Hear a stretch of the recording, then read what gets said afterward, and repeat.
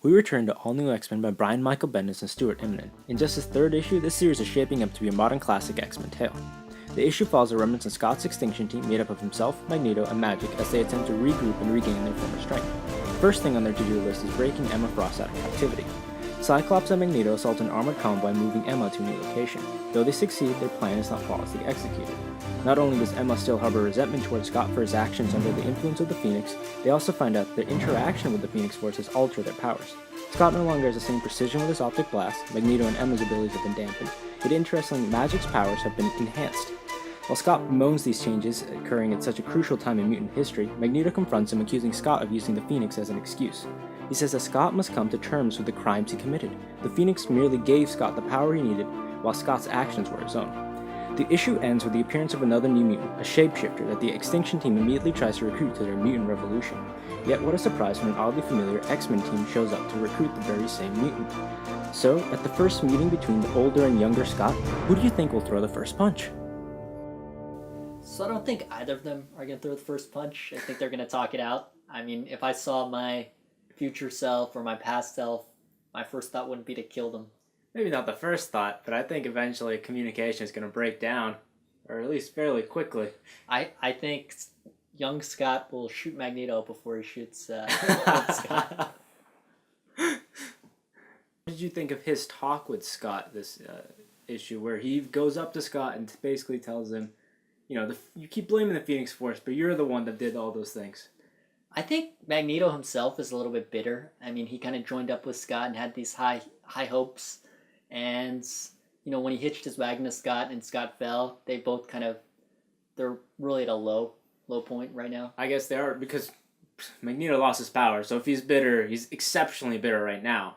But I think he's right in that Scott has been blaming, he's saying that it wasn't my fault, the Phoenix Force took over me, but Magneto brings up a point that the Phoenix Force wouldn't go out of his way to kill this one person. It's because Scott wanted to do that, and he just used the power. Well, I think the Phoenix Force, when you have ultimate power, you kind of give into your darkest urges. Your darkest urges, exactly. Like, part of him probably thought that... But he still had those urges. Yeah, but I'm sure even as a kid, he had urges to kill Xavier at times. Scott definitely didn't use it to do maybe his best urges, or as opposed to his he did a lot of good with it, I think, and you shouldn't overlook that. I'm just a Scott defender here. So. Too much, though. Too much. When it comes to these evolving powers, one thing I really liked about it in this issue was Stuart Immonen's art. I mean, this Scott Summers eye blasts were just so cool to look at. Yeah, they were.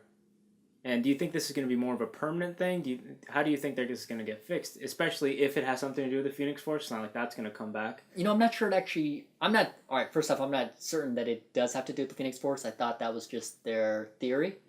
But I think it will be fairly permanent for now. I think if his powers evolve, it kind of makes him... It distinguishes him from the young Scott Summers who's now in our world. So that way they can have a sort of different power set. Okay, it makes sense for Scott, but what about Emma Frost and Magneto? It just basically makes them worthless. Like, the Extinction team, which used to be this amazing, really powerful group, is now a shell of itself, less than a shell of itself. Magneto gives powers back. He lost it at M-Day. Emma Frost can still go Diamond, it appeared. Yeah, like that's super useful in comparison to... It is pretty useful, I think. I mean, in comparison to what she had? Scott seems to hint at a new Xavier school at the Weapon X facility, which just completely caught me off guard. I didn't completely understand why he thought it was a school, and then at the end of the issue, he was also talking about a revolution beginning. I thought in AVX Consequences number 5, he basically says to Wolverine, you got to be the better man. You got to have this school for a bright future for mutants, and I'll just protect them. I think he's just naming it after Xavier. They're trying to get some goodwill back for... Yeah. I'm sure, Wolverine will be ready to gut him for using Xavier's name again. So as a grade, what would you give this issue? I'd give this issue a 4.5. Initially, when the series started, I was sort of hesitant about how everything's going to play out with the time travel, but I'm actually really looking forward to the next issue, and it's been great so far.